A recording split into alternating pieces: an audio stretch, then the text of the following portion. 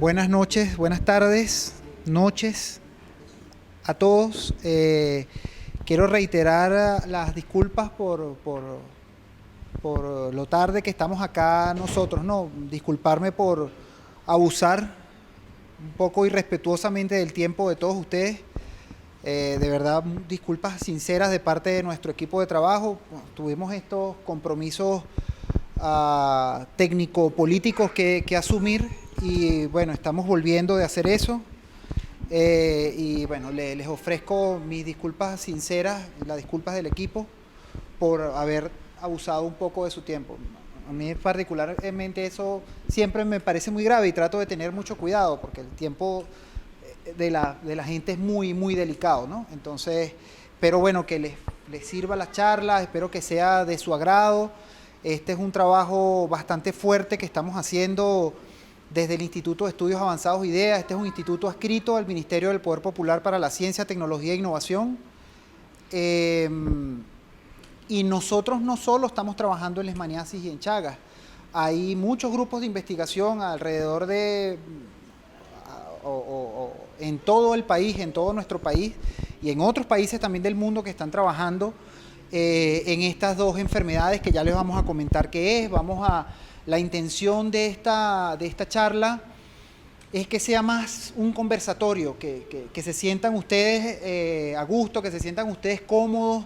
Olvídense de los títulos de doctores, estamos conversando acá entre un grupo de personas que se ha dedicado a estudiar un par de patologías y no lo saben todos, de hecho sabemos muy pocas cosas y queremos retroalimentarnos de las experiencias de ustedes y de lo que ustedes sepan y de las preguntas que ustedes hagan y de las intervenciones que hagan. Pues esa es la intención, pues que aprendamos entre ambos, ¿no? ¿Qué vamos a hacer en esta charla? ¿Qué queremos nosotros? Bueno, nosotros tenemos una cruzada alrededor del país. Hace una semana estuvimos en Guarenas, en el barrio Oropesa Castillo, hablando con los médicos integrales comunitarios. Nosotros estamos convencidos de la proyección social que nosotros tenemos que darle a la investigación. Es necesario que nosotros modifiquemos el viejo esquema científico, que es un investigador metido en cuatro paredes, haciendo experimentos sin comunicarse con las comunidades que finalmente son las que padecen los problemas a los cuales el investigador está tratando de darle una solución. Pero si no te comunicas con las comunidades, es como lógico pensar que el trayecto está cortado en algún momento, ¿no? En algún sitio. Entonces, bueno, nosotros tenemos la decidida y firme intención de acercarnos a las comunidades, de acercarnos a los profesores, de acercarnos a los médicos integrales comunitarios como una nueva visión de la medicina generada en la oportunidad de este gobierno, y sensibilizar a la gente, sensibilizar a los compañeros, sensibilizar a los consejos comunales, sensibilizar a esos médicos, a la población en general y a nuestros mismos científicos sobre la existencia, la importancia y la seriedad de estas dos parasitosis tropicales. Nosotros estamos convencidos que en los datos oficiales que nosotros tenemos de la prevalencia de la enfermedad en muchos estados de nuestro país están súper subestimados, y súper subestimados por muchas razones, por una razón de desconocimiento, por escasez de métodos diagnósticos suficientemente sensibles que nos muestren la cantidad de casos que realmente existen en el país. Entonces, nosotros estamos decididos a salir del laboratorio y a empezar a conversar con la gente, empezar a contarles qué estamos haciendo, para que ojalá ustedes tengan la capacidad de ver y, miren muchachos, no creo que sea por ahí, les recomiendo esto, es un conversatorio, esa es la intención de esta charla que venimos a comentar, pues. Nosotros la titulamos Las enfermedades de leishmaniasis y Chagas no son solo un problema científico, del laboratorio a las comunidades. Ya como creo que no lo comenté, somos el grupo de biología y quimioterapia de parasitosis tropicales del área de salud de la Fundación IDEA, que como ya sí lo comenté, es adscrita al Ministerio del Poder Popular para la Ciencia, Tecnología e Innovación. Estos son los compañeros que integran el equipo.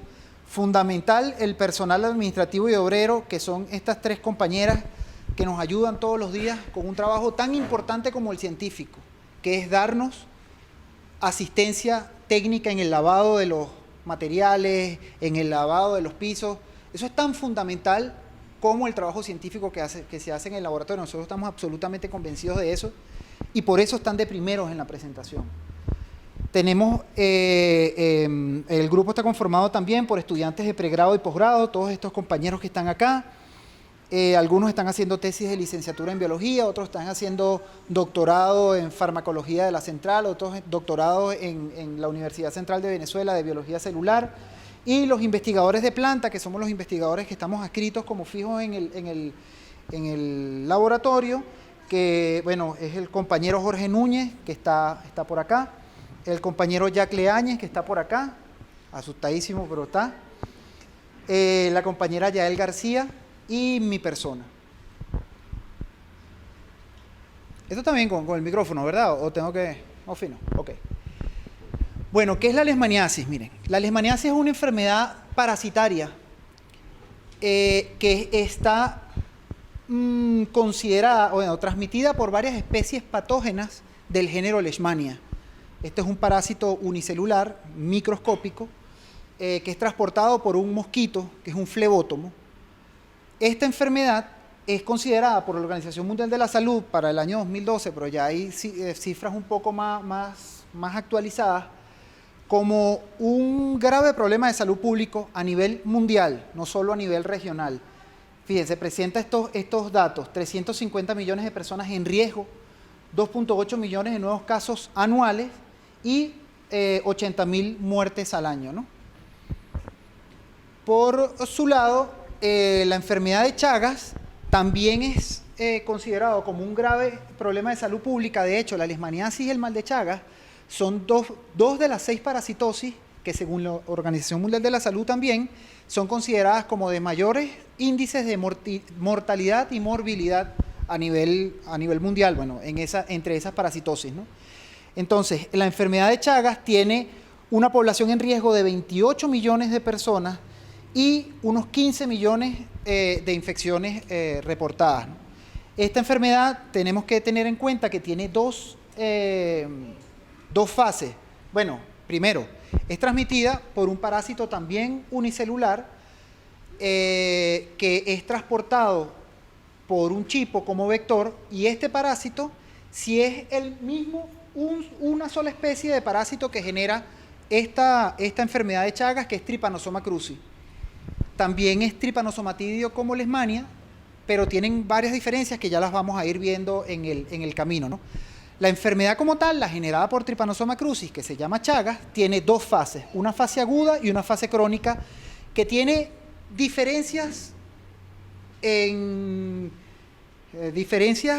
generadas por concentración de parásitos en la sangre, de parásitos inyectados por el chipo. Tiene algunas diferencias que parecieran sutiles, pero no lo son importantísimas a nivel diagnóstico, a nivel de tratamiento, que también las vamos a conversar un poco más adelante, ¿no? Lo que queremos que quede claro ahorita es que hay dos enfermedades que son graves problemas de salud público a nivel mundial, tienen muchas personas en riesgo, muchos casos de infección comprobados, y que, bueno, son enfermedades importantes en términos de mortalidad y morbilidad a nivel mundial.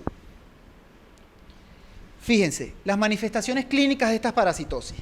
La leishmaniasis tiene 3 tipos de manifestaciones clínicas y cada una de estas depende de qué especie del parásito de género Leishmania infecte. Por ejemplo, tenemos la leishmaniasis cutánea, que son, también vamos a hablar un poquito en detenimiento de cada una de las manifestaciones, son este tipo de úlceras cutáneas porque estas especies de parásitos tienen tropismo por diferentes partes de la piel. Entre ellas, Leishmania major. Leishmania es el género del parásito y major o trópica o mexicana es la especie, es la clasificación filogenética de estos parásitos, ¿no? Entonces tenemos, según la especie del parásito, en el caso de leishmaniasis, según la especie del parásito que infecte, tenemos leishmaniasis cutánea, mucocutánea y visceral. Pero en el caso de la enfermedad de Chagas, esto es un error, y fíjense que es un error que lo cometemos muchos investigadores, y lo estamos cometiendo nosotros en este caso, que es llamar a la enfermedad de Chagas mal de Chagas. Ahí tú, cuando llamas mal a una enfermedad, estigmatizas de una vez al paciente. Usted tiene un mal. Como dicen, usted tiene un mal, caramba. Bueno, ¿y qué mal tengo? Llamémoslo enfermedad de Chagas. Y esto es un error que lo asumimos en todo su contexto, ¿no? La enfermedad de Chagas, vuelvo al discurso anterior, es generada por un solo parásito, que es el Trypanosoma cruzi. Ahora fíjense, vamos a hablar ahora de 3 aspectos fundamentales en términos de esta enfermedad. Aquí tenemos médicos en la sala. Ajá. Médicos, chévere. Consejos comunales, compañeros de las comunidades, chévere, bienvenidos. Investigadores, científicos, etcétera. Ok. Esta fue una parte de una charla que la preparamos un poco más orientada hacia los médicos integrales comunitarios y hacia las comunidades afectadas en términos del reconocimiento de las enfermedades y de sensibilizar a los compañeros que van a tener la oportunidad de encontrarse con este tipo de patologías. Entonces, aquí ustedes van a ver sintomatología de las 2 enfermedades, sintomatología y el tratamiento de las enfermedades. ¿Cómo? El diagnóstico, cómo se puede diagnosticar y el tratamiento. Empecemos con la sintomatología. Fíjense, la leishmaniasis cutánea. Voy a pasar muy rápido por esto, no pretendo leer toda esta lámina, pero bueno, podemos discutirlo al final con toda tranquilidad, ¿no? Fíjense, es la forma más común y se presenta sobre todo en zonas montañosas de abundante vegetación y humedad. Bueno, pues tenemos muchas zonas de abundante vegetación y de humedad en nuestro país, zonas endémicas en donde se dan este tipo de leishmaniasis. ¿Cómo son las úlceras? Bueno, son úlceras con bordes escarificados en partes expuestas del cuerpo, en partes donde por lo general el mosquito tiene acceso a picar. Miembros superiores, miembros inferiores, rostro, por lo general. Entre otras cosas, se genera luego de 2 semanas una pequeña pápula o nódulo indoloro y muy pequeño que luego de algunas semanas se transforma en una úlcera que resulta redondeada, indolora, de base indurada y de fondo limpio, color rosado, con bordes bien definidos. Lo importante de esto para los compañeros que van a estar en contacto con pacientes posiblemente infectados con esto es que recuerden la imagen de un cráter de un volcán. Esa es la imagen típica de una lesión de leishmaniasis cutánea. Bordes indurados, levantados y un fondo limpio de rosado a rojo, el fondo de la lesión. Este tipo de leishmaniasis por lo general no es mortal. Hay algunos casos en donde se autocura. El sistema inmunitario del paciente infectado, si está bien, o sea, si tiene unos niveles adecuados, puede autorresolver o puede resolver este tipo de lesiones. Pero el hecho de que se resuelvan o que se autorresuelvan un gran número de lesiones de leishmaniasis cutáneas no quiere decir que no sea importante. Porque imagínense la estigmatización que le puede generar a un individuo tener una lesión en la cara, una lesión en la nariz, una lesión en el brazo. La estigmatización, de alguna manera, sí, la estigmatización en la sociedad que puede tener ese individuo es bastante severa. Entonces, aunque no es mortal, deberíamos tomarla bastante en serio y pensar en leishmaniasis cutánea y pensar en alternativas para eso. El otro tipo de leishmaniasis es leishmaniasis mucocutánea, que es una de las leishmaniasis menos comunes que existen. Por lo general afecta el tabique nasal porque estas especies del parásito del género Leishmania tienen afinidad, esto en biología se llama tropismo, es afinidad por zonas húmedas del cuerpo, como por ejemplo las mucosas. Entonces, ¿qué consiste? En un infiltrado inflamatorio crónico que se extiende rápidamente, pudiendo perforar y destruir tabique nasal, labios, paladar, nasofaringe y laringe. En ocasiones, estos tipos de lesiones se presentan a los años de ser diagnosticado una leishmaniasis cutánea.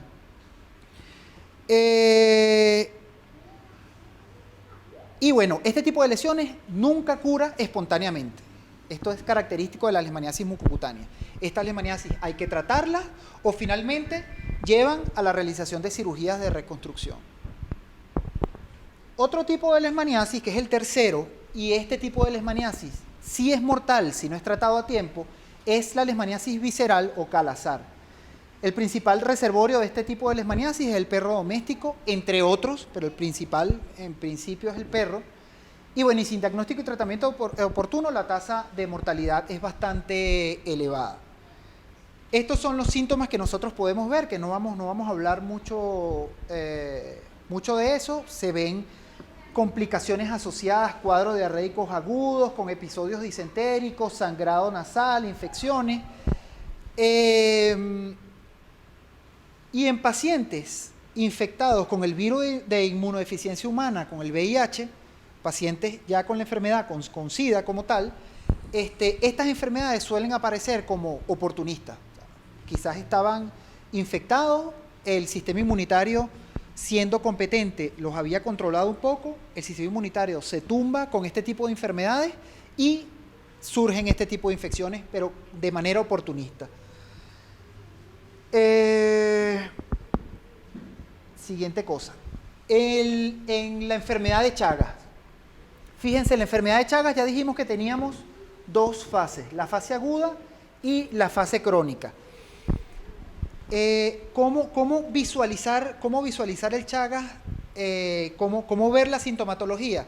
Fíjense, depende de cuál haya sido la vía de ingreso del parásito al torrente sanguíneo a través del chipo, porque ya estamos hablando de la otra enfermedad que la transmite el chipo. Dependiendo de dónde pique el chipo y por dónde ingresen los parásitos, vamos a tener distintos síntomas, distintas sintomatologías.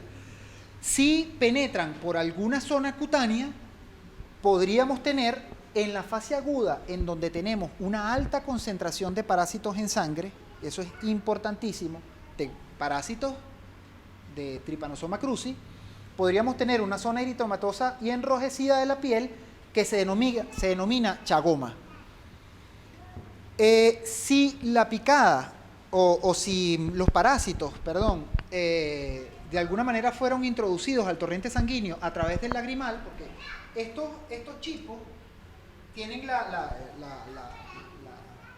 costumbre quizás de, mientras pican a la persona, defecan. En las heces están los parásitos. ¿Qué es lo que hace la persona cuando algo le pica? O se lo quita o se rasca. Si se rasca, es probable que pongas en contacto las heces con los parásitos, con esa pequeña perforación que hizo el chipo, o, como todos lo hacemos, muchas veces al día nos rasquemos los ojitos y los parásitos ingresen por el lagrimal. Dependiendo de esas vías, pueden ser ambas. Si es por vía cutánea, pues encontraremos un chagoma. Si es por vía de los lagrimales, encontraremos algo muy característico que es el signo de Romaña. Esto un poco más para los médicos, ¿no? Bueno, aparece una conjuntivitis con edema en el párpado. Este edema aparece solo en uno de los dos ojos, aquella por el cual el parásito haya ingresado. Esta manifestación, junto con la linfoadenopatía, en ese mismo lado se denomina signo de Romaña. Esta infección aguda en algunos casos puede terminar en miocarditis, fallo cardíaco y otras complicaciones del corazón, porque el parásito de Trypanosoma cruzi, una vez ingresa al torrente sanguíneo, tiene tropismo también por las células cardíacas, entonces se aloja en el corazón. Ahora, la fase crónica. En la fase crónica, bueno, de un 20 a un 40% de los casos, claro, ¿qué es la fase crónica? La fase aguda es la fase que pasa luego de ser picado el paciente, en el periodo de unos meses a unos pocos años.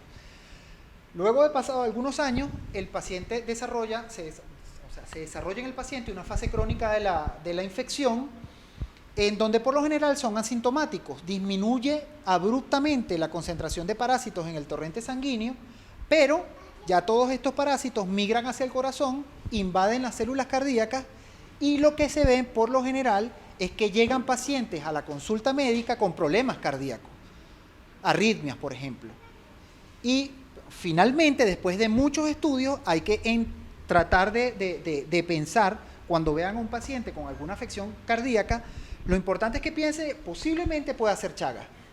Quizás no es, quizás es otra cosa, pero lo que no se piensa no se diagnostica.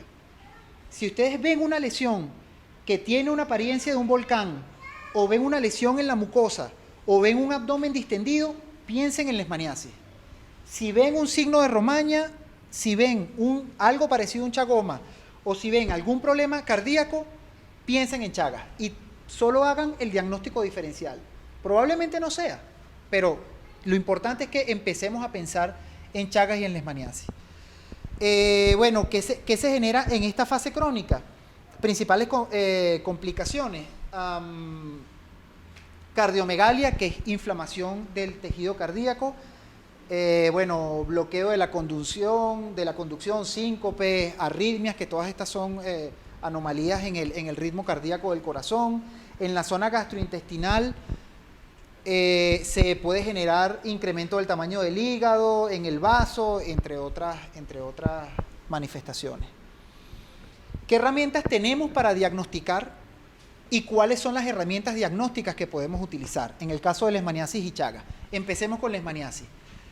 Primero que nada, en el diagnóstico de leishmaniasis es importante considerar los antecedentes epidemiológicos. Es fundamental sentarse con el paciente de una manera dedicada, de una manera paciente, de parte del médico, de dónde viene usted, dónde vive, cuáles son las condiciones de su vivienda, en qué zona está viviendo usted. Si vive en una zona que nosotros hemos determinado como endémica, se prenden las alarmas para ese tipo de infección, por ejemplo. Y, por supuesto, ver las manifestaciones clínicas. Es lo primero que podemos hacer. Para llegar al diagnóstico definitivo de leishmaniasis, es imprescindible en esta etapa, en esta etapa particular, o con esta visión, determinar la existencia de amastigotes intracelulares. Amastigotes intracelulares es uno de los morfotipos de Leishmania. Pues Leishmania tiene algunos morfotipos dependiendo del hospedador. Lo importante aquí es que cuando ingresa el parásito al torrente sanguíneo, las células inmunitarias, entre ellos los macrófagos de nuestro sistema inmunitario, engloban al parásito. Y este parásito, al parásito de Leishmania, este parásito muy inteligentemente cambia todas las proteínas de membrana, se modifica y se transforma en un morfotipo que se llama amastigote intracelular. Ese amastigote intracelular es el que genera los síntomas en el paciente. O sea que si nosotros queremos pensar en una quimioterapia nueva, en un diagnóstico real, hay que buscar amastigotes intracelulares. Por lo menos desde esta visión, ya veremos otras visiones de diagnóstico. Fíjense, en más del 70% de los casos, la microscopía o la histopatología, extendidos sanguíneos, por ejemplo, revelan la existencia del parásito. Con hacer extendidos sanguíneos y observar muy cuidadosamente al microscopio, tenemos la capacidad de diagnosticar una leishmaniasis y empezar a tratarla a tiempo. Bueno, ¿cuáles son los otros métodos diagnósticos alternativos? Bueno, hay uno que no es tan alternativo, pero sí va después del frotis, que es la prueba de Montenegro o leishmanina. Hay un error. Fíjense, tanto esta prueba, tienen algunas diferencias sutiles, pero lo importante acá es tanto esta prueba como el ensayo inmunoabsorbente ligado a enzima, ELISA, mide la respuesta inmunitaria que nosotros tuvimos ante la infección. Nosotros, cuando nos ingresa cualquier ente extraño al cuerpo, generamos lo que se llaman anticuerpos. Es una respuesta inmunitaria ante ese ente extraño, pues. Tanto esta prueba como esta prueba pueden medir esos anticuerpos. Si usted tiene anticuerpos contra leishmania o contra trypanosoma, en algún momento estuvo expuesto a los parásitos. O sea, estuvo infectado. Otra metodología, que es una metodología un poco más cara, pero es una metodología que se utiliza en algunos casos, es la reacción en cadena de la polimerasa. Esto, a diferencia de este tema inmunológico o inmunitario, en donde mide respuesta inmunitaria del paciente, está buscando ADN del parásito. Pero estas pruebas tienen la capacidad de buscar en una muestra de sangre cantidades muy pequeñas de ADN del parásito. Como sabemos, el ADN es la parte genética del ser como tal. Este tipo de pruebas, por ejemplo, tiene la capacidad de censar y de visualizar 0,12 ceros, un molar de ADN del parásito. Cantidades picomolar de ADN del parásito. Eso es una ñinga de ADN. Estas pruebas son súper sensibles. Entonces, claro, después, si no se hace con el diagnóstico diferencial, con los síntomas, si no se ve nada en la placa, en el extendido, o si no se ve nada en el tema inmunitario, bueno, se puede recurrir a este tipo de estrategias. Creo que me estoy extendiendo mucho, ¿verdad? Lo voy a dar un poquito más rápido. La enfermedad de Chagas, bueno, ya sabemos que tenemos dos fases, la aguda y la crónica.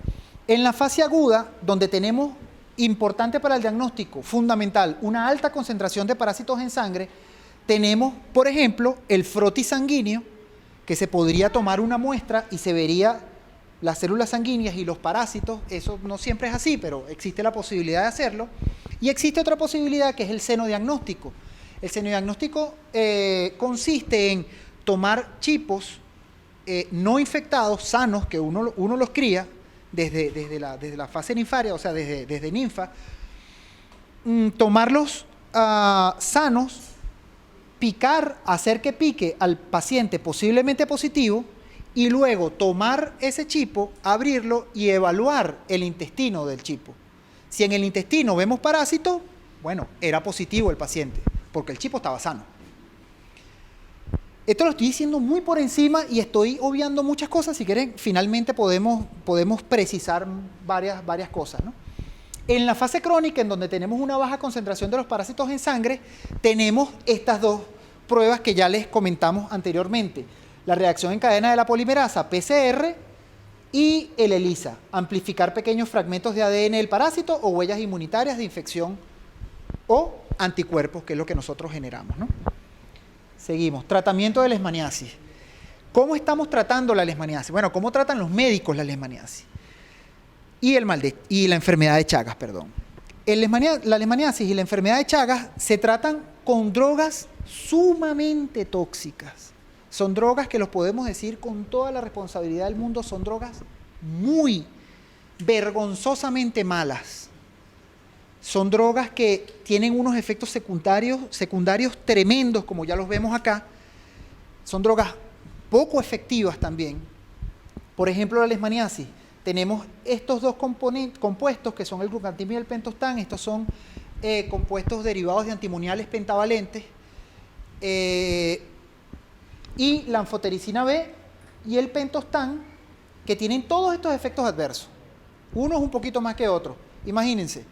Cardiotoxicidad, nefrotoxicidad, hepatotoxicidad, efectos dañinos sobre el corazón, sobre los riñones, sobre el hígado, sobre el cerebro o el sistema nervioso, dolor de cabeza, náuseas, vómito.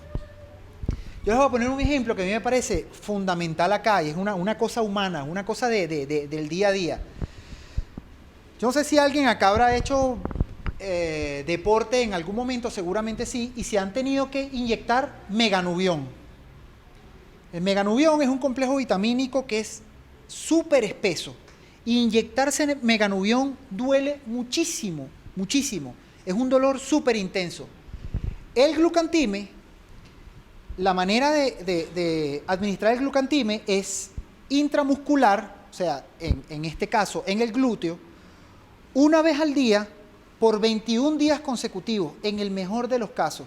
Y es mucho más espeso que el meganubión. O sea, la gente ruega que cambien de glúteo, por favor.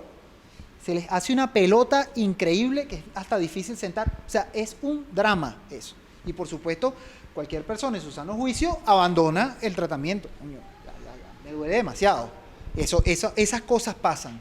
O sea, yo comento esto, aunque parezca coloquial, yo creo que eso es fundamental, porque ese es el día a día de la persona infectada.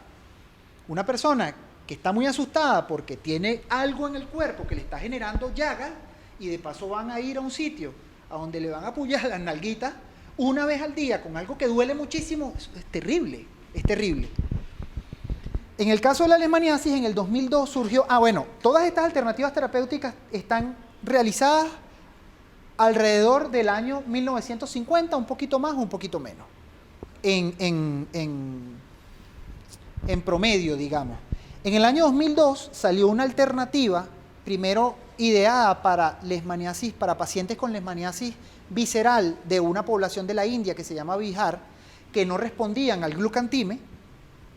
Bueno, se creó esta alternativa miltefosina que resultó ser muy buena en unos primeros estudios, pero finalmente por su uso indiscriminado y por otras cuestiones hay muchas cepas de parásitos a nivel mundial que son resistentes ya a la miltefosina y tiene un efecto importantísimo que es teratogenicidad. La teratogenicidad no dicho muy técnicamente, pero es la capacidad que tiene un fármaco de generar efectos nocivos sobre el feto. Por ende, esta medicina no podría dársele o aplicársele a una mujer embarazada. Eso no parece muy grave acá en nuestro país, en donde los métodos de detección de embarazo son súper avanzados. De hecho, nuestras compañeras van a la farmacia, toman con una gota de orina, saben si están embarazadas o no. Pero eso es acá. En África no es así. Y los mayores índices de leishmaniasis visceral lo tenemos en África. Imagínense que sin tener ese tipo de metodologías de detección de embarazo, tratemos a 10, 20 mil mujeres y de esos nada más el 1% estén embarazadas. Es un desastre humano. Es súper importante el tema de la teratogenicidad. Perdón. En el caso de la enfermedad de Chagas, tenemos dos compuestos que son el nifurtimox y el besnidazol.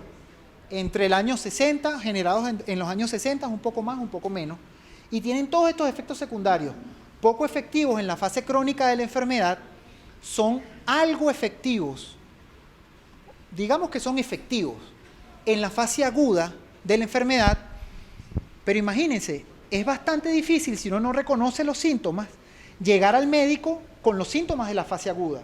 Por lo general, la gran mayoría de los pacientes con Chagas llegan al hospital, al CDI, al Centro de Atención de Salud, con una afección cardíaca.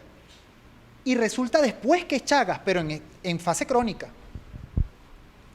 Entonces, estos compuestos se ha demostrado que son poco efectivos en esa fase, nefrotóxicos, neurotóxicos, ototóxicos. Y, tienen afecciones intestinales severas. Con el plus muy negativo, que no existen formulaciones pediátricas de estos compuestos. O sea que si llega un niño, Dios lo salve, pero si llega un niño con Chagas crónico, en donde se puede tratar con este tipo de compuestos, hay que, yo lo coloqué por aquí, ajustar las dosis a los infantes. Ajustar las dosis puede ser, matemáticamente puede ser exacto. Bueno, usted pesa tantos kilos, a usted le corresponde tantos miligramos. Pero de unas drogas que son súper tóxicas, es muy delicado. Pelarse por miligramos, microgramos, es súper delicado y para un niño peor. Bueno, ahora el marco filosófico político de todo esto, ¿no? ¿Será que nosotros sabemos cuáles son nuestras enfermedades, nuestros parásitos, o nosotros no sabemos cuáles son las patologías que a nosotros nos afectan realmente? ¿O es que nosotros tenemos a todos los parásitos, todas las especies de Leishmania aquí, aparte de Trypanosoma cruzi, entonces tenemos todos los tipos de leishmaniasis y todos los tipos de cruzi, todos los tipos de leishmaniasis y la enfermedad de Chagas aparte? Y si es así, ¿por qué estos fármacos de primera línea tienen tanto tiempo en el mercado? ¿Perdón? Filosófico. Bueno, es una acepción de filosófico. No, es un error. Es filosófico. Esto es un error, esto es una I. Perdón, doctor. Ah, de fósil, exacto. No, es un error, aquí va una I. ¿Y por qué estos fármacos de primera línea son tan viejos e inespecíficos? Bueno, porque esta enfermedad no es solo un problema científico. Definitivamente. Esta enfermedad es un problema social. Es un problema político, social y paradójicamente económico. Y ya les voy a demostrar por qué. ¿Nosotros sabemos cuáles son nuestros problemas? Lo tenemos absolutamente claro. Los problemas que nosotros tenemos en nuestra patria, en tanto a leishmaniasis y mal de Chagas se refieren, son leishmaniasis cutánea generada por Leishmania brasiliensis. El 98% de los casos reportados en nuestro país son, y ya nosotros lo sabemos, tenemos ese dato, producto de este parásito, esta especie de parásito específica que genera este tipo de leishmaniasis. Y la enfermedad de Chagas, por supuesto, generada por Trypanosoma cruzi, que eso es igual en todo el mundo. Fíjense esto, para que vean el matiz económico y el tema económico y triste que está detrás de todo esto, ¿no? Y filosófico. Estas son enfermedades que por las características que las representan, se generan en la franja tropical del mundo. Y esto no es más que las condiciones, en la franja tropical del mundo existen las condiciones necesarias para que se críen y sobrevivan los vectores que llevan a estos parásitos. O sea, que no es un problema que estén los parásitos, sino que están los vectores por las condiciones que nosotros tenemos. Condiciones, entre ellas, por supuesto, ambientales, pero sanitarias también, es otro tema. El hecho es que estas son enfermedades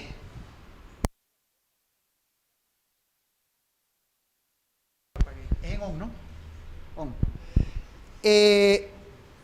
Afectan a países en vías de desarrollo y afectan a poblaciones económicamente susceptibles. Entonces, nosotros tenemos una serie de transnacionales farmacéuticas a nivel mundial que ciertamente monopolizan el mercado de medicamentos a nivel mundial. Entonces, a ese tipo de transnacionales no les interesa hacer fármacos para tratar enfermedades de países en vías de desarrollo por un simple tema. El retorno económico que ellos aspiran según una política capitalista de mercado no es suficiente. Entonces, ergo, no meto plata en eso. Puedo invertir esa plata en otros medicamentos que me den mucha más ganancia. Ganancias desde el punto de vista capitalista de ese tipo de empresas, ¿no? Fíjense lo que pasa. Hay una organización que se llama Médicos Sin Fronteras, una organización que ya está a nivel mundial, nació en Francia, si mal no recuerdo. Y esta organización, bueno, ahorita está por todo el mundo, está haciendo un trabajo bien importante. Ellos generan informes bianuales. Y a mí, bueno, por suerte me llegan esos informes.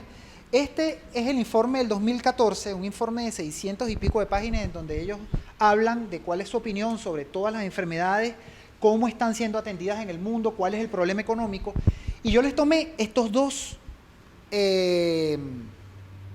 párrafos que para mí dibujan todo lo que yo les estoy diciendo. Y cualquier palabra extra creo que sería innecesaria. La investigación y desarrollo enmarcada dentro de una lógica de mercado y patentes ha fracasado frecuentemente a la hora de atender las necesidades de salud pública de los países en desarrollo. Según un estudio de ellos mismos, solo 18 de 1.556 medicamentos nuevos producidos entre el año 75 y 2004 fueron diseñados para enfermedades tropicales y 8 de ellos fueron exclusivamente para malaria. O sea que nos quedan 10 de los 1.556.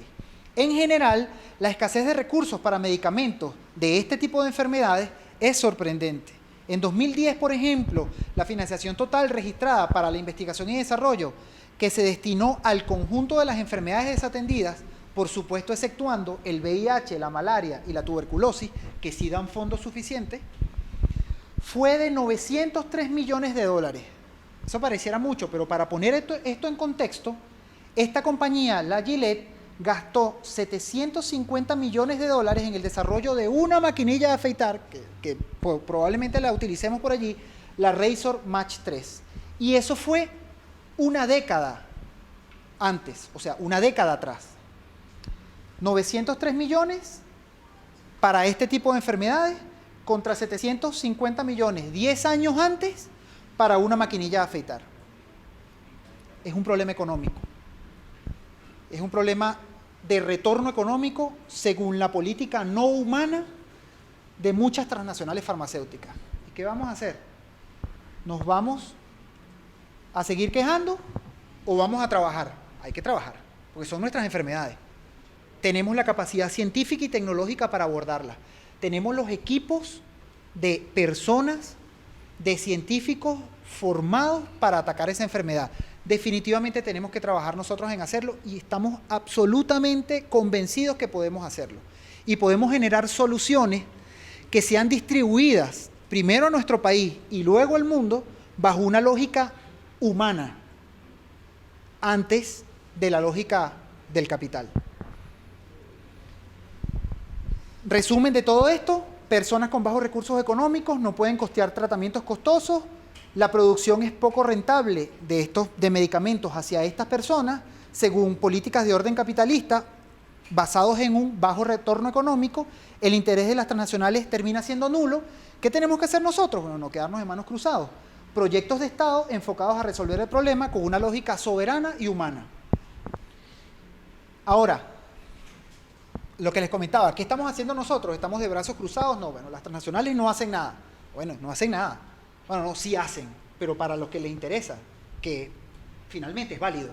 Están haciendo lo que ellos creen necesario. Nosotros tenemos que hacer lo que nos parece necesario también, que es un abordaje nacionalista, soberano e independiente de este tipo de enfermedades para generar soluciones sostenibles en el tiempo a nuestros problemas. En este sentido, y con esto ya vamos redondeando un poco, tenemos un proyecto, uno de los proyectos que ha sido financiado por el FONACYT, el Ministerio de Ciencia y Tecnología, con este monto. Es un proyecto multiinstitucional y multinacional en donde participan 3 institutos venezolanos, 2 universidades venezolanas, un instituto cubano, una universidad, compañeros de Argentina, compañeros de Colombia, y estamos generando nuevas alternativas terapéuticas, por lo menos en el laboratorio, a nivel de laboratorio, a nivel in vitro, pensadas por nosotros, desarrolladas por nosotros y evaluadas por nosotros, porque tenemos la capacidad de hacerlo. Y fíjense lo que hemos logrado hasta ahora. Hasta ahora tenemos 70 nuevas moléculas producidas por químicos orgánicos venezolanos, evaluadas sobre Leishmania brasiliensis, que es nuestro problema, y Trypanosoma cruzi. 2 de estas moléculas resultaron ser activas contra, ¿recuerdan lo que le comenté? Amastigotes intracelulares. 2 de estas moléculas resultaron ser activas sobre amastigotes de Leishmania brasiliensis sin afectar las células humanas. Por supuesto que esto es en laboratorio. Nosotros somos biólogos, no somos médicos. Esto habrá que hacerlo. Esto es un camino muy largo, que hay que decirlo muy responsablemente. Hay que pasarlo por otros modelos experimentales, hay que preparar protocolos para humanos en el momento que sea necesario y que lo decidan los médicos bajo unas normas éticas muy, muy fuertes, como debe ser. Entonces, fíjense, tenemos 2 moléculas activas para Leishmania brasiliensis y una molécula activa contra mastigotes intracelulares de Trypanosoma cruzi. Actualmente estamos evaluando el efecto de estos compuestos sobre ratones infectados. Tenemos metodologías en el laboratorio en donde, y hay muchos laboratorios que las tienen, en donde infectamos con todas las normas bioéticas del caso, infectamos ratones con leishmaniasis y con mal de Chagas, o le generamos las enfermedades y los tratamos con estas moléculas. Ahorita estamos en eso, sería un nivel superior, serían animales experimentales infectados. Y estamos trabajando en algo en paralelo, porque como esto es un trabajo largo, es un trabajo de muchos años, nosotros estamos decididos a hacer el tratamiento actual más humano, un poco más amigable para la gente. Pues si es lo que tenemos hasta ahora, bueno, no le vamos a huir a lo que tenemos, vamos a tratar de mejorar lo que tenemos, pero vamos a crear nosotros cosas propias. Entonces estamos desarrollando un apósito cutáneo, una especie de parche, y a través de nanotecnología estamos incluyendo glucantime, que es la droga de primera línea para el tratamiento de la leishmaniasis, en microesferas de albúmina o en otras cosas, hidrogeles, para que se genere una liberación controlada del fármaco hacia la lesión. Como eso sería un apósito que estaría sobre la lesión de leishmaniasis cutánea, bueno, serían menos cantidad del fármaco, menos efectos adversos, aplicación directa sobre la lesión, menos dolor, menor abandono del tratamiento, mayor acción sobre el parásito. Este dispositivo puede llegar a los compatriotas afectados en zonas remotas, llevarles la solución a sus lugares de trabajo con una mejor calidad de vida, que la gente no tenga que venirse hacia un centro de diagnóstico integral o hacia un dispensario, sino que uno le pueda llevar la alternativa terapéutica para allá. Y sí podemos hacerlo, tenemos muchos equipos de investigación, tenemos un apoyo increíble del Estado ahorita en términos de ciencia y tecnología. Tenemos que ponernos a hacerlo. Faltan acoplar muchas cosas, como en todos los procesos políticos, pero existe la posibilidad y creo que tenemos que trabajar en eso. Listo. Esta es mi parte. Ahora con ustedes la doctora Yael García.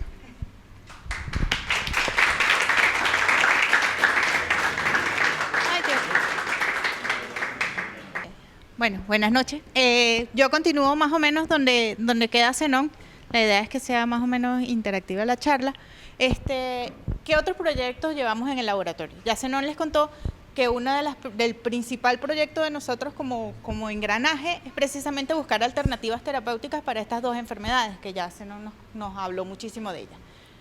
Entonces, ¿qué otros proyectos, además de este proyecto macro que de alguna manera engrana, que es moléculas, desarrollar nosotros desde el principio las moléculas, qué otras cosas llevamos en el laboratorio? Uno de los primeros proyectos fue precisamente crear el laboratorio.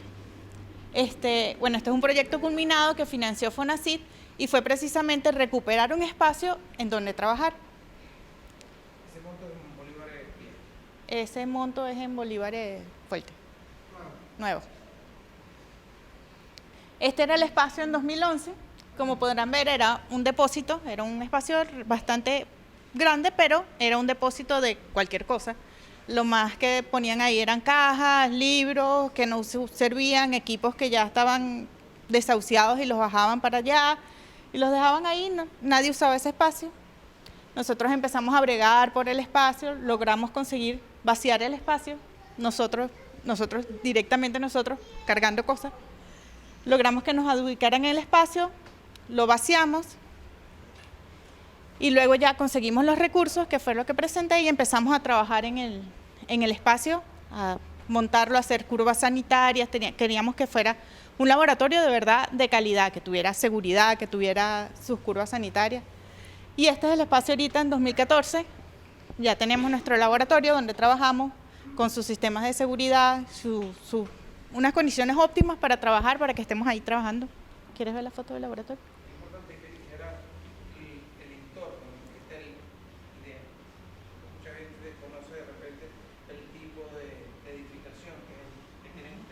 Claro, sí, bueno, esa es la idea, es un laboratorio. Realmente el instituto son 3 grandes edificios de laboratorio, pero son edificios bastante pequeños, de un solo piso, con laboratorios uno al lado del otro. Entonces el espacio fue un instituto que creció mucho en un poco tiempo, y no se pudo desarrollar la infraestructura a la tasa a la que se estaban desarrollando los grupos de investigación. Eso generó entonces un cierto nivel de hacinamiento bastante grande, y nosotros por esa razón decidimos abordar a buscar espacios que no estaban subutilizados y tratar de ponerlos a la orden realmente de la ciencia en el país. bueno, este es nuestro laboratorio ahora. Están invitados todos a que vayan a trabajar con nosotros. Bueno, un segundo proyecto que llevamos, además del proyecto macro, fue un proyecto que fue la primera vez que empezamos a pensar en, bueno, si la leishmaniasis es una enfermedad que en Venezuela particularmente es cutánea, y eso significa que se puede tratar como una enfermedad cutánea, ¿qué podemos hacer nosotros para abordarla desde ese punto de vista? Ya no pensarla como una enfermedad sistémica como siempre se ha visto, sino una enfermedad de la piel.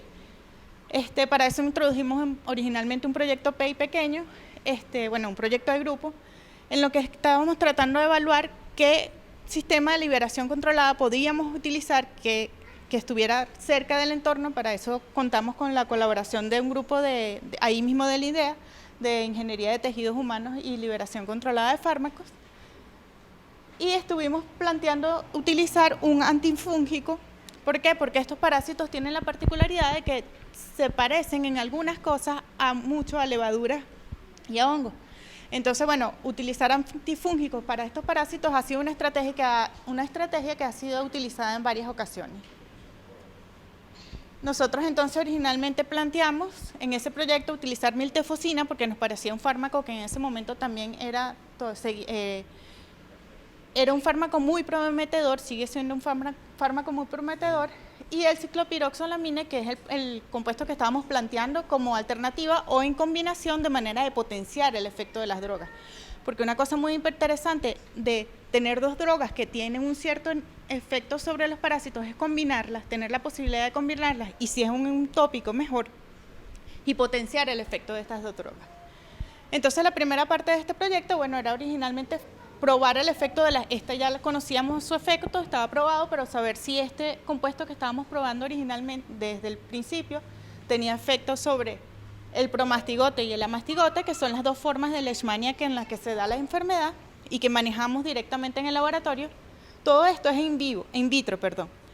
¿Y qué queríamos hacer? Un sistema de liberación donde pusiéramos una matriz que contuviera las moléculas, que contuviera las drogas, y abajo tener las células infectadas con los parásitos, que la droga se liberara de esta matriz y pasara a la infección, y ahí evaluar qué pasaba con los parásitos.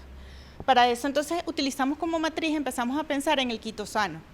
¿Qué tiene de ventaja el quitosano? Que es una película que es muy fácil, es muy noble el manejo de esta molécula, que es muy buena para sistemas de liberación controlada, y que además tiene la particularidad de que ella de por sí es bactericida.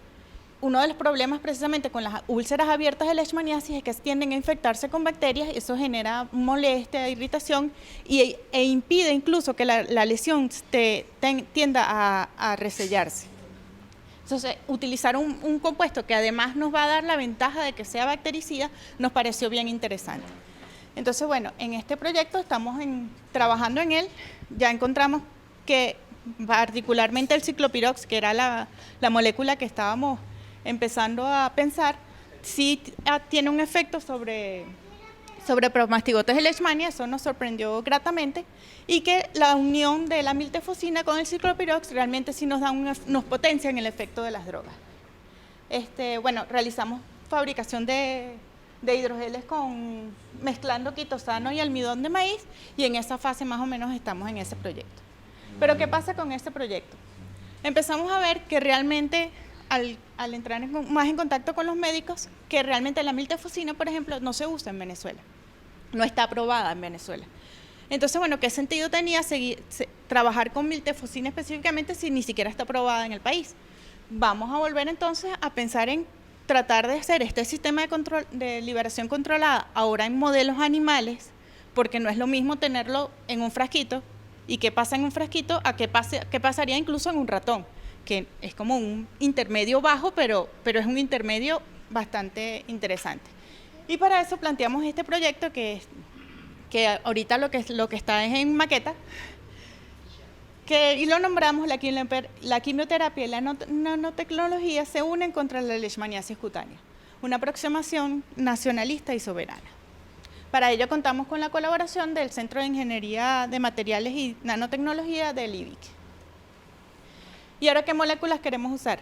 La miltefosina, seguimos usándola como un posible control. El ciclopirox, que vimos que tiene un cierto efecto sobre estos parásitos, y el glucantime, porque realmente el glucantime es la molécula que se utiliza aquí, es lo que se usa normalmente. De hecho, hablando con los médicos, una de las formas en las que ellos tratan las lesiones de leishmaniasis es inyectando directamente el glucantime en la lesión y ven mejoría. Pero ¿qué pasa con el glucantime? Que el glucantime es una molécula hidrofóbica bien particular, bien odiosa, que es irritante sobre la piel, genera ciertos problemas.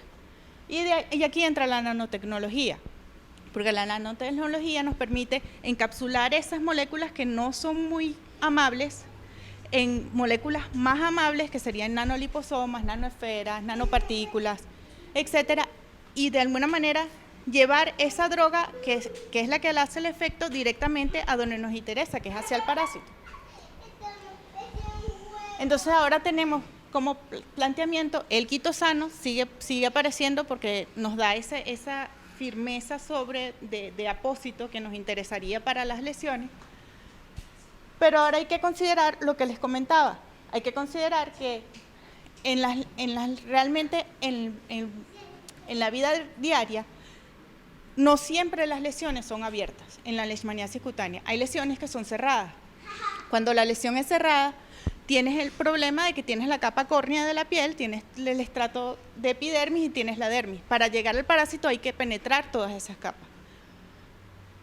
Sistemas como los nanoliposomas nos ayudarían en ese tipo de lesiones, que son cerradas, que además son modelos que podemos de alguna manera trabajar con los modelos animales, con los ratoncitos, cuando nosotros podemos infectar para que el ratoncito tenga heridas abiertas o tenga heridas cerradas. Y de esa manera probar cuál es la efectividad real de estos modelos. Bueno, ¿qué nos lleva a esto? Básicamente de esto, que vamos a utilizar el glucantime como droga de trabajo, aunado con el ciclopirox, y ver combinaciones de estas drogas. Y lo que queremos obtener realmente es un sistema de liberación controlado que se haya generado aquí en el país, con nosotros, pues con los científicos que estamos trabajando en eso y a los que nos importa. Pero ¿qué pasa? Que realmente eso es todo lo que hemos hecho en el laboratorio, dentro del laboratorio, dentro de nuestras 4 paredes. Pero la realidad es que la leishmaniasis y la enfermedad de Chagas están afuera, en las comunidades, con la gente. Por esa razón, nuestro siguiente proyecto, que viene a raíz del premio que se ganó Zenón, el Premio Nacional de Ciencias, es precisamente ir a las comunidades. Nosotros ese proyecto decidimos en grupo no plantear un proyecto dentro del laboratorio, sino plantear un proyecto hacia afuera del laboratorio. Y lo llamamos Diseño de Estrategias Comunitarias para el Abordaje Sistémico de la Leishmaniasis y el Chagas en las parroquias Choroní y Bolívar del estado de Aragua y Miranda, respectivamente. ¿Qué queremos nosotros con ese proyecto? Sí. Sí, eso. ¿Qué queremos nosotros con ese proyecto? Ir a las comunidades, sensibilizar a la gente, trabajar con las escuelas, con los consejos comunales y con los sistemas de atención de salud, y generar redes de apoyo entre estos 3 sistemas y el Ministerio de Ciencia y Tecnología, y que se generen redes que queden sistematizados en las propias comunidades, cuáles son los pasos a seguir, cuáles son las acciones que deben tomar, cuáles son los mecanismos que ellos tienen como comunidad para abordar este tipo de enfermedades, y a partir de esta experiencia pues abordar cualquier otra enfermedad que tengan a bien solucionar, pues de alguna manera. Bueno, este es un pensamiento que quería dejarle. La lucha contra la leishmaniasis y la enfermedad de Chagas no es solo científica, debe abordarse de manera transdisciplinaria y considerando seriamente los saberes ancestrales de los pueblos.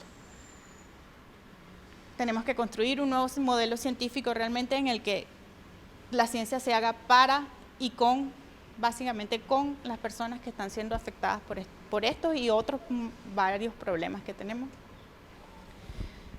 Y ahorita ¿cómo vamos a abordar nosotros a las comunidades?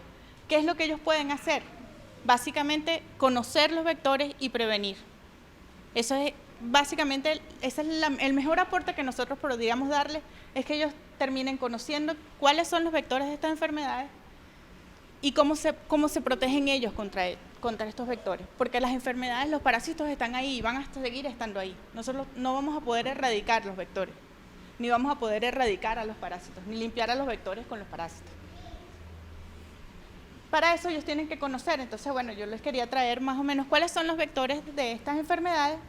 En el caso de la leishmaniasis, es un mosquito que tiene un montón de nombrecitos. Cada región aquí en Venezuela sí tiene varios nombres. Tengo que citar allí: tangoleta, puy, palomilla, jejen, piquihuye, jejen.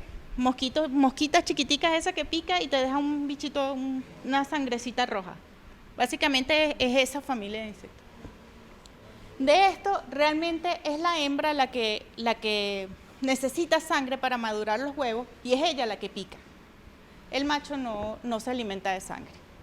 En el caso de la enfermedad de Chagas, son los famosos chipos. Sí, uno los conoce como más, ha habido como más trabajo al respecto de los chipos. Estas son las 3 principales especies de chipos que generan la enfermedad de Chagas. Estos son otros 2 chipos característicos y es importante que este es el ciclo de vida de los chipos y en este caso todas las fases se alimentan, pero solo esta vuela, solo el adulto vuela. Entonces, el hecho de encontrar otras fases de estos chipos en casas es importante reconocerlas. Si ustedes ven un chipo que llegó volando, es una cosa, pero si ven unas ninfas, ven un chipo que no vuela, es porque está ahí, porque vive ahí. Y esas son cosas que hay que sensibilizar a la gente al respecto de esa realidad. Esto es rapidito. Los triatominas tienen bastantes formas. Básicamente, a nosotros nos interesa sanitariamente hablando la forma, el hematófago, que es el que realmente se alimenta de sangre y se alimenta de nosotros, y ese es el problema. Y la forma de reconocer, para no estar matando cuanto bicho consigamos que no tiene culpa de nada, es que la forma de hematófago, el aparato bucal es recto y largo. Si tiene el aparato bucal curvo, grueso, corto, esos no son chipos que vayan a generar ninguna enfermedad. Bueno, pero tú lo sacas. No lo puedes aplastar. ¿Y cómo lo matan entonces? Lo encierras. Bueno, sí, con Bayón, ya se viene ahorita. Esa es la que le toca a él. En cuanto a la leishmaniasis, hábitat. Importante saber que estos insectos viven y han vivido toda su vida en estos espacios. Siempre han vivido en bosques nublados, en zonas húmedas, boscosas, particularmente en el caso de los jejenes, de los flebótomos. Ellos vuelan, en principio, vuelan en la hora crepuscular, pues vuelan cuando se hacen de nochecita, empiezan a volar y por eso uno los siente más en esos momentos en particular. Pero en este tipo de bosques, en estos ríos, ellos vuelan todo el día, porque realmente es una zona húmeda, boscosa y oscura todo el tiempo. Entonces, si uno va al monte, si uno se va a internar en su zona de vida, tiene que ir preparado para no ser alimento de mosquito. Predominan evidentemente en los meses lluviosos y calurosos porque su ciclo de reproducción se hace más fácil en esos momentos, son atraídos por la luz como todos los insectos. Y en el caso del hábitat del chipo, pues es más o menos similar, es zona boscosa, suelen vivir en palmas. Algo particular que es importante de cómo la alimentación es importante por cómo ellos transmiten la enfermedad. En el caso de la leishmaniasis, el jejen se alimenta, pica y a medida que succiona la sangre, la hembra, a medida que succiona la sangre va a través del aparato bucal, es que inyecta de alguna manera los parásitos. En cambio, como ya dijo Zenón, en el caso del chipo es por las heces. Él se alimenta y cuando él defeca en la misma zona cercana a la que se alimenta, y los parásitos realmente están en las heces del insecto. Entonces, si a uno lo pican chiquitito, no tiene la oportunidad real de ver que lo está picando, la idea no es rascarse, no es aplastar el chipo sobre la mano, porque genera que las heces se contaminen, o sea, te contamines tú con las heces del animal. ¿Cuáles son los reservorios? Bueno, como podrán ver, los reservorios silvestres son cualquier animal. El rabipelado generalmente es... estos son los reservorios silvestres de la leishmaniasis. Estos son los reservorios no tan silvestres de la leishmaniasis. Y como pueden ver, son prácticamente... Algunos se repiten en el caso de la enfermedad de Chagas. Estas enfermedades tienen reservorios prácticamente compartidos. Una pregunta, cuando los chicos defecan en la caña, ¿es también posible que se transmita? En la caña de azúcar. Uno de los problemas precisamente con la enfermedad de Chagas es la transmisión oral, porque particularmente, cosa que no hace la leishmaniasis, o por lo menos no se ha probado, en el caso del trypanosoma, él sí puede, a través de las mucosas puede penetrar. Entonces, cuando uno ingiere jugo de caña que ha sido molido, un chipo infectado con todo el jugo, y los casos son muy agudos, muy graves, porque entra muchísima cantidad de parásitos de una sola vez. O sea, no es lo mismo que te pique un insecto, tú te rasques y entre a través de la picada 1, 2 mil parásitos, a que te traigas un jugo con millones de parásitos. Eso hace que claro. Sí, hay unos estudios que los jugos de piña no pueden vivir en él. Se hizo a raíz del caso de chacao, de infección masiva de niños, se hizo todo un estudio al respecto de en qué jugos viven y no pueden o no pueden vivir el Trypanosoma cruzi, o donde se reproduce por mucho tiempo. Eso está por ahí, ese estudio. ¿Qué pasa con la leishmaniasis y con la enfermedad de Chagas? Básicamente, que nosotros somos los que estamos invadiendo su espacio. Nosotros somos los que cultivamos en sus sitios donde ellos viven, construimos, además generamos reservorios, sitios donde pueden ponerlos, en el caso del mosquito, pueden poner los huevitos aquí y tienen al perro, que es un vector, que es un reservorio, en el mismo espacio, pues. Y además nos llevamos el perro para dentro de la casa. Esas son cosas que hay que evitar, pues, de alguna manera. Igualmente, en el caso de la enfermedad de Chagas, nosotros somos los que hemos llevado a este nivel de empuje de las enfermedades. Y ahora Jack les va a decir qué van a hacer ahora con toda esta información.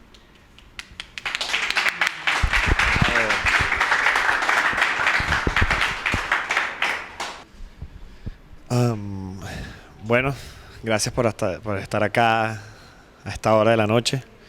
Voy a intentar ser lo más breve posible. Yo voy a hablar un poco de la prevención del mal de Chagas y de la leishmaniasis. Como es bastante información, lo quise poner en 3 bloques, que serían las barreras físicas, los repelentes, higiene, organización y orden, tanto en el hogar como con la comunidad. Bueno, las barreras físicas están divididas en ropa o vestimenta, mosquiteros, los repelentes en químicos comerciales o naturales, y bueno, ahí está un poco más, esto está un poco comprimido, lo de que es la limpieza dentro y fuera del hogar, organización con la comunidad y organización en el hogar. ¿Qué es una barrera física? Bueno, una barrera física es un impedimento físico, cabe la redundancia, que evita que el vector toque o se acerque al humano, ¿no? Entonces es la primera forma de que podemos evitar el contacto del vector para que no nos transfiera las enfermedades, en este caso el GEGEN para que no nos transfiera la leishmaniasis y el chipo para que no nos transfiera el mal de Chagas, ¿no? ¿Qué recomendaciones tenemos para las barreras físicas? Obviamente los mosquiteros en las camas. ¿Por qué en la cama? Bueno, en el momento en que nosotros nos conseguimos más susceptibles a atacados, por decirte así, o picados, es cuando estamos durmiendo, ¿no? Entonces, obviamente, encima de las camas, donde uno siempre está durmiendo, es muy importante tener los mosquiteros. En las ventanas, porque, bueno, evitamos que ellos entren o sea, de una forma, de una gran manera, adentro de la casa, si se pueden poner los mosquiteros. Cuando se habla, por lo menos, en el caso de leishmaniasis, muchas veces, como está explicando ya él, ellos se encuentran en las zonas boscosas y hay muchas personas que trabajan en el campo. Cuando estás trabajando en el campo y no tienes una vestimenta adecuada, te estás exponiendo a la picada del jején. Entonces, bueno, claro, esa foto que está ahí es un poco exagerada. Claro, eso es como si fuera la guerra, pero es lo ideal al mismo tiempo, ¿no? Entonces, bueno, ¿qué se recomienda? Que tenga una gorra, si preferiblemente con un mosquitero encima de la gorra, que tenga una camisa manga larga, que tenga guantes, que tenga un pantalón largo y unas botas. Y preferiblemente que todos estos, o bueno, la misma persona esté rociada de algún tipo de repelente. Bueno, entonces aquí empiezan los repelentes comerciales o químicos, ¿no? Que son los más, por decirte así, tiene una fácil de adquisición. Claro, si es que vive cerca de un lugar donde los vendan. Entonces que no todo el mundo tiene esa facilidad. Bueno, pero entonces ahí, bueno, las ventajas, sí, son efectivos. Los repelentes sí son efectivos. No sabemos si son efectivos con todos los tipos de insectos. No sabemos. Hay unos que son más efectivos con los jejenes, otros que son menos efectivos con los jejenes, unos con los mosquitos. Y así también puede ser con los chipos, ¿no? Son de fácil de adquisición si es que se vive cerca del lugar donde los venden. Y fácil uso de aplicación. Normalmente es simplemente abrir y colocarse encima. ¿Qué desventajas tiene? Bueno, tiene un alto costo, obviamente. La disponibilidad puede ser no constante, pueden ser tóxicos, pueden producir olores desagradables como es el Plagatox, sensación desagradable, por lo menos el off crema, no sé si ustedes se han puesto, o sea, una crema no es muy agradable. Tiene efectos pocos permanentes, significa que bueno, si la crema del off no tiene una duración de muchas horas, el Plagatox sí tiene un poquito más. En cambio, bueno, aquí puse un ejemplo de un insecticida que no es lo mismo que un repelente, que tiene un efecto inmediato, ¿no? ¿Qué otra desventaja? Bueno, puede producir alergias, obviamente. No sé si a usted le ha pasado, pero a mí me ha pasado que con el Plagatox siempre tengo picazón de nariz. Y bueno, muchos de ellos son nocivos para el medio ambiente y para la salud del humano. Especialmente los insecticidas, que son sumamente efectivos, hacen que el insecto se muera, pero al mismo tiempo son tóxicos para el humano, no son amigables con el medio ambiente y, bueno, son poco caros. Bueno, dadas todas esas desventajas que mostramos, bueno, uno tiene que plantear alternativas. No es la solución obligatoria, pero puede ser una alternativa que ayude a todas las personas a evitar o a repeler estos insectos, ¿no? Entonces, bueno, ¿cuáles son las ventajas? ¿Qué son repelentes naturales, ¿no? Son, obviamente, aquí hay unos ejemplos como plantas, en su gran mayoría, que se pueden conseguir en la naturaleza o se pueden conseguir en un mercado, se pueden hasta inclusive plantar, ¿no? O conseguir alguna montaña que uno normalmente transite, ¿no? Entonces, ¿qué ventajas tiene? Bueno, son de bajos costos, tiene alta disponibilidad, una fácil preparación. Si dado el caso, bueno, podemos ver cómo preparan este repelente, que es un limón picado por la mitad con clavos de olor insertados que me ayuda a repeler varios insectos. No son tóxicos, obviamente ninguno de estos repelentes naturales son tóxicos. Son amigables con el medio ambiente. Muchos son ingredientes de cocina, como está ahí el limón y los clavos, la albahaca. Tienen mayor permanencia. Tú puedes tener una planta de albahaca mucho tiempo en la cocina, puedes tenerla una semana o más tiempo y eso puede repeler a los insectos. Y tienes mucha variedad. Yo solamente puse estos ejemplos, pero obviamente hay muchísimos más. Y además de eso, hay muchas formas de preparar o combinar entre ellos los repelentes naturales. Cada quien tendrá su secreto, ¿no? Yo he hecho una investigación por internet en lo que he podido para saber este tipo de repelentes naturales. ¿Qué ventaja tiene? Bueno, obviamente son menos eficaces. De efecto retardado, no es que tú picas la mata de albahaca y ya se fueron todos, no, eso tarda, ¿no? Eso puede tardar. El eucalipto, bueno, para preparar un repelente con eucalipto tienes que poner a hervir el eucalipto unos 45 minutos y con eso colocarlos en frascos en diferentes lugares de la casa para que funcionen parcialmente como repelente, ¿no? No inducen, no es un insecticida, un repelente, no inducen la muerte del insecto. Eso es importante destacar. Y algunos, como ese el ejemplo del eucalipto, son complicados de preparar. Obviamente el de la albahaca es tener un pedazo de planta cerca de las ventanas, recomiendan normalmente. El de limón con clavos también los puedes tener cerca de las ventanas, el romero también, y bueno, el eucalipto, que son 45 minutos que hay que hervir, y me imagino que habrá muchos más. Bueno, esto es una pregunta para ustedes, ¿no? Y tal vez unos saben, no sé, si alguno de ustedes conoce otra forma de preparar o utilizar repelentes naturales. ¿Cómo combinarlos? No sé, ¿usted conoce algún otro repelente casero natural? Eso es una ayuda para nosotros y es una ayuda que se puede reproducir.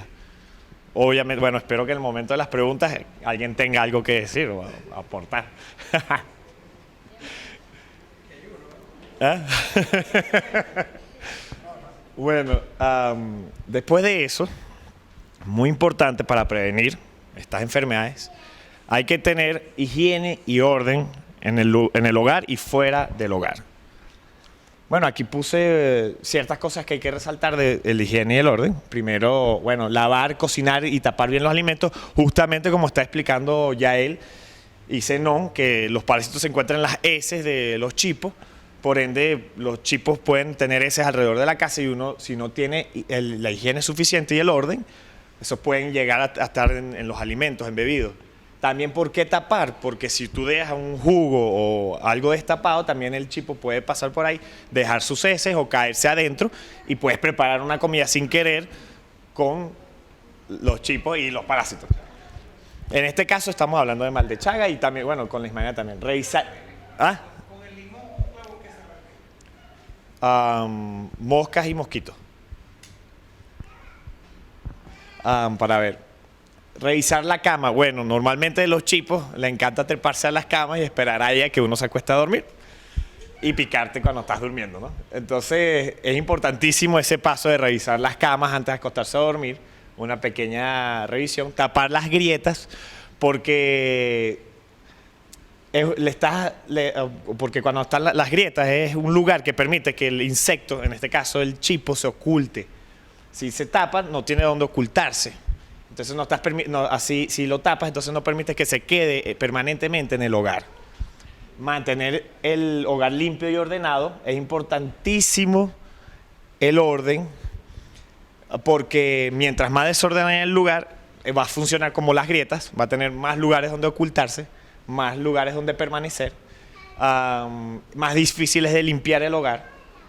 ¿Por qué pongo aquí un gallinero? Porque también relacionado con lo del orden, los gallineros son lugares predilectos para los chipos, para esconderse y picar la gallina, y vuelven a esconderse, pican la gallina, se alimentan, vuelven a esconderse y eventualmente pueden migrar hacia la casa.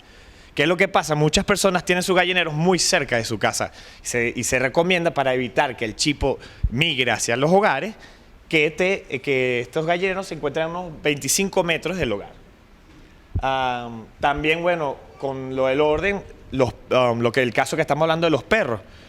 Normalmente el venezolano acostumbra a tener el perro dentro de la casa, pero el perro puede ser un reservorio para la leishmaniasis visceral.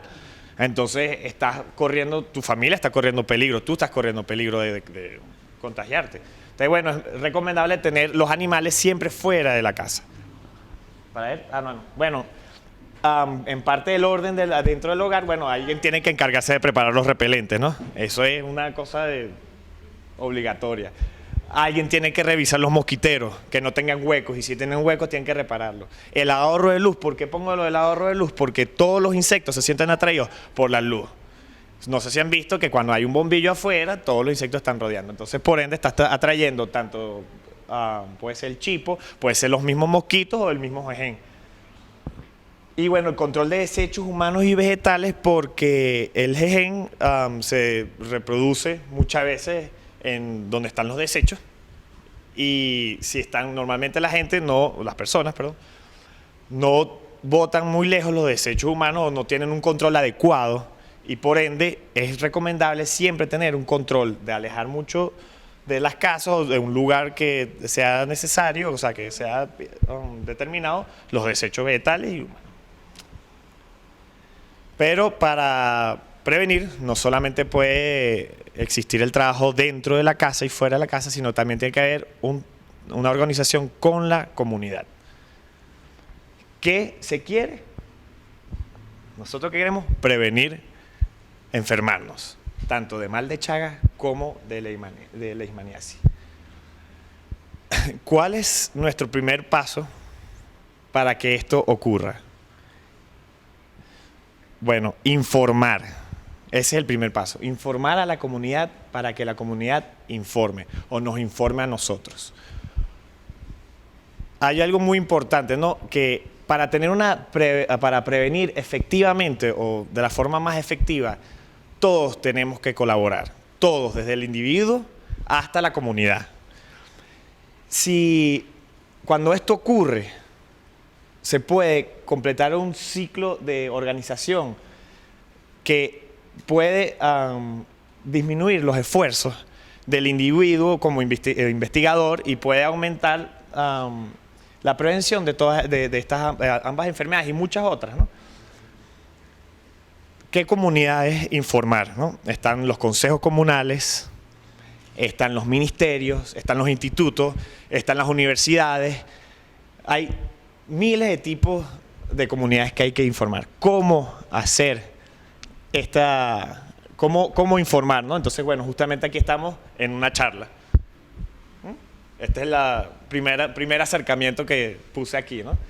A través de talleres, o justamente ahí están hablando cómo vas a diferenciar un chipo de otro tipo de insecto, o una picadura o algo. Bueno, se puede hacer talleres de reconocimiento de chipo.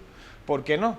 Asesoramiento, se puede asesorar a los consejos comunales a hacer ellos mismos un censo de la población, de cuántas casas hay, de cuántas personas habitan. Ellos son una pieza fundamental del engranaje para que esta organización de la comunidad ocurra. Y eso se puede asesorar. Reuniones de la misma comunidad, de cualquier tipo de comunidad, para que ellos planteen sus problemas y sus soluciones. Asambleas, obviamente, el consejo comunal como también parte del engranaje de repartir y distribuir la información que se le da en las charlas, en los talleres, en lo que sea, los asesoramientos. Trabajo comunitario también permite que el estudiante, en dado caso, se acerque a la comunidad y pueda difundir la información. Las páginas web pueden permitirnos tener una comunicación con todos los investigadores y facilitar el abordaje de las comunidades. Trípticos, actividades recreativas, yo no voy a indagar sobre esto porque eso se va a encargar Jorge Núñez. Y bueno, ¿cómo hacerlo? ¿Cómo hacerlo? Bueno, los censos. Un censo puede ser una encuesta que hacemos nosotros, que puede ser un consejo comunal, con dado asesoramiento. Ese censo que nos lleva a que y con ese asesoramiento, si el consejo comunal logra tener una comunicación inmediata con el Ministerio de Salud o con la institución sanitaria inmediata, se puede organizar inspecciones sanitarias en las comunidades, se puede organizar controles médicos, y además las personas infectadas se puede organizar tratamiento médico, fumigación obviamente, generar conocimiento y por último sensibilizar puse, ¿no? ¿Por qué puse sensibilizar así en negrito al final y resaltado? ¿Cómo uno mantiene la información en el tiempo? Sensibilizando a las personas. ¿Y qué es sensibilizar? es hacer que el individuo y la comunidad tenga interés en sentirse responsable para solucionar sus problemas. Entonces, bueno, dejo con esto a Jorge Núñez, que nos va a explicar cómo sensibilizar de una forma más cercana.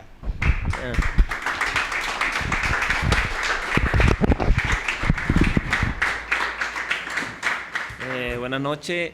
Uno de nuestros trabajos en el laboratorio, de eso de salir de las cuatro paredes de las comunidades, una manera de organizarnos, una manera de llegar, es a través del trabajo comunitario, es a través de los juegos didácticos, es a través del intercambio entre la comunidad y los científicos, entre la comunidad y el profesor, entre la comunidad y el facilitador.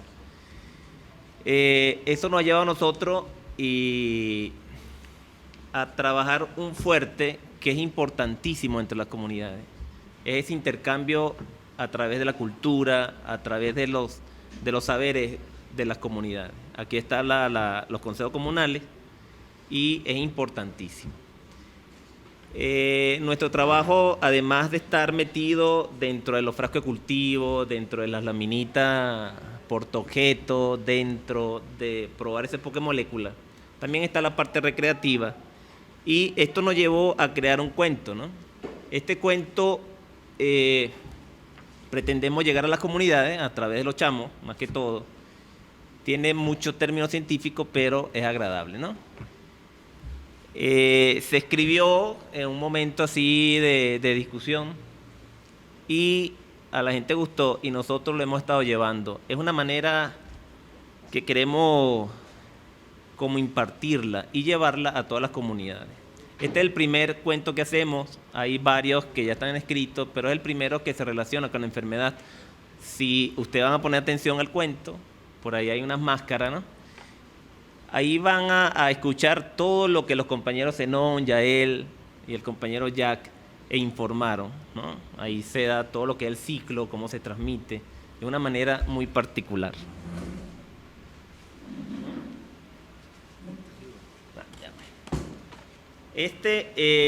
Nosotros lo vamos a hacer a través de máscara, ¿no? Un poco de títere, un poco de cuentacuento.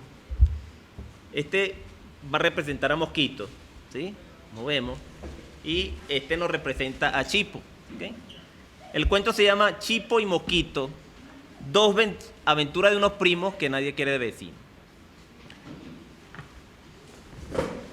Y cuentan los señores de algún lugar que una vez se encontraron Mosquito y Chipo en un matorral. Mosquito quiso contar a Chipo lo que Mosquito transmitía.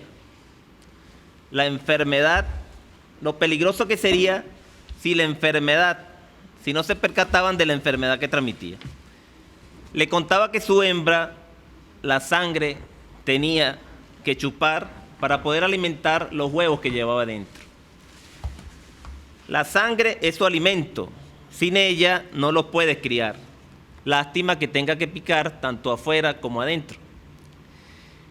Chipo atento escuchaba lo que Mosquito decía, este señor que está acá, y con mucha gallardía empezó a contar su historia, sacada de la memoria de la gente que él picaba, las complicaciones que causaba después que de noche comía. Cuando salgo a comer lo hago al final del día, las luces de las casas me guían hasta el huésped que quiero picar. En su piel mi pico voy a clavar. Cuando consigo un capilar, chupo por un ratico, me lleno, defeco y me echo a volar.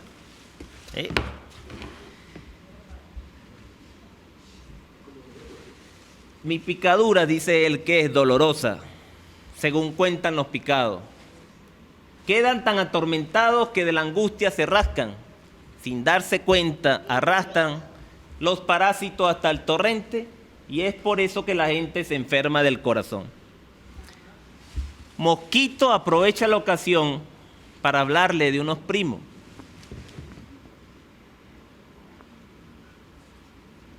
Ojalá, le dice a Chipo, lo encontremos en el camino para podértelo presentar. No viven en el mismo lugar. Déjame recordar. Dame un segundo, le dice a Chipo. Ah, ya recuerdo. Luxomia vive en América y flebótomo en el viejo mundo. Mi picada no es tan dolorosa como la de Chipo, decía él. Tal vez un poco más fastidiosa. Cuando pico no defeco, no hay tiempo para eso. Solo chupo y de ratico también escupo. El mal está en mi saliva, dañando la piel, las mucosas o llevándome la vida. Leishman y Donovan, estos fueron los científicos que descubrieron mi parásito y describieron mi enfermedad. Calazar la hacían llamar leishmaniasis hoy en día. Transmito mi enfermedad al buscar mi comida. Chipo vuelve a tomar la palabra. Por cierto, también tengo unos primos. Viven en la ciudad. Se mudaron para allá porque su hábitat destruyeron. Al no tener quien picar, decidieron vivir dentro de las casas. Allí convive con perros, ratas y cucarachas. Carlos, mi parásito, descubrió en el tejido de un difunto. Ambos, pero no juntos, describieron mi enfermedad. ¿Sí? Chagas llaman a la enfermedad que transmito, vivo en el corazón y de allí me multiplico. Mosquito tranquilo escuchaba la larga cháchara de Chip. Me acuerdo de una muchacha que adquirió mi enfermedad. Por años la tuvo que llevar alojado en sus tejidos. El corazón era su preferido. Después comenzó a fallar. De la muerte se hizo acompañar hasta el último suspiro. Mosquito y Chipo disfrutaban de tan amena conversación y llegaron a la conclusión de que ambos son peligrosos. Son como caimanes del mismo pozo, y más si están infectados. Y más si están infectados, déjame que se me perdió por acá. Y más si están, y más si están infectados.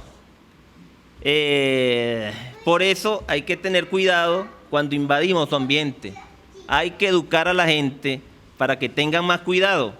A veces por ser tan porfiados nos pasa lo que nos pasa. No construyamos las casas donde viven estos mentores. Alejémonos de sus vectores. Ellos transmiten enfermedad. Dejemos la terquedad y respetemos a estos señores.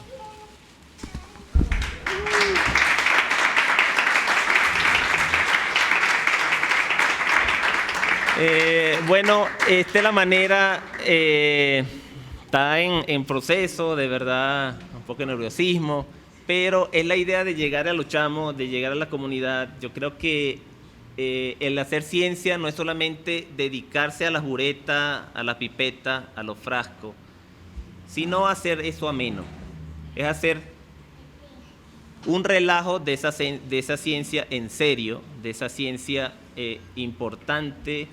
Yo creo que hay que llegar a los chamos, y eso queda. Yo creo que dentro de la comunidad hay muchísimos artistas, muchísima expresión cultural, hay poetas, hay cuentacuentos, hay teatro. Entonces yo creo que es una manera también de nosotros como comunidad impulsar eso, pues. O sea, adaptar cosas, llegarle a la gente. Yo creo que queda, y es una manera muy, muy jocosa, pues, de llegar a la gente y amena. Pues. Yo creo que queda algo, y bueno, nosotros andamos en ese camino, como los compañeros dijeron, somos un grupo de investigadores que no solamente estamos en cuatro paredes, queremos salir a las comunidades y alimentarnos de esos saberes de la gente.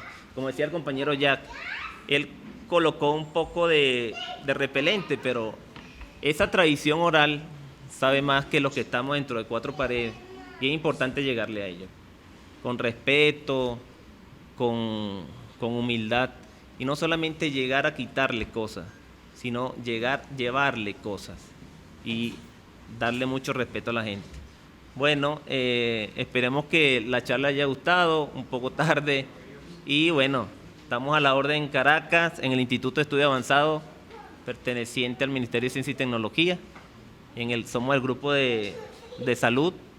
Y bueno, estamos a la orden. De verdad, muchas gracias por su paciencia y por su espera.